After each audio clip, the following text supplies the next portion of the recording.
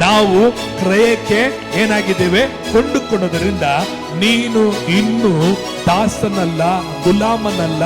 ನೀನು ಇನ್ನು ನೋಡಬೇಕಾದರೆ ನೀನು ಬಂಧನದಲ್ಲಿ ಇರುವವನಲ್ಲ. ನೀನು ಇವತ್ತು ಏನಾಗಿದ್ದೀಯಾ, ಬಿಡುಗಡೆ ಆಗಿದೆಯಾ. ಯಾವುದರಿಂದ ಬಿಡುಗಡೆ ಆಗಿದ್ದೀರಿ? ದೇಹ ಎಂಬ ಧರ್ಮಕ್ಕೆ ಬಂದ ಮಾರಲ್ಪಟ್ಟಂತ ನಿನ್ನನ್ನ ದೇವರು ಕೊಂಡುಕೊಂಡಿದ್ದಾನೆ, ನಿನಗೆ ತನ್ನ ಬೆಲೆಯನ್ನ ಕೊಟ್ಟಿದ್ದಾನೆ. ಪ್ರೇರೆ, ಈ ಬೆಲೆಯನ್ನ ನಾವು ಅರಿಬೇಕು. ರಕ್ಷಣೆ ಎಂಬುದು ಫ್ರೀ, ಆದರೆ ರಕ್ಷಣೆ ಚೀಪ್ ಅಲ್ಲ. ರಕ್ಷಣೆ ಉಚಿತವಾದುದು, ಆದರೆ ರಕ್ಷಣೆ ಎಂಬುದು ಅದು ಚೀಪು, ಹಗುರವಾದುದಲ್ಲ, ಬಹಳ ದೊಡ್ಡ ಬೆಲೆ. ತಂದೆಯಾದ ದೇವರು ಒಬ್ಬನೇ ಮಗನನ್ನ ಆತನು ಕೊಟ್ಟನು. ಹಲ್ಲೆಲೂಯ.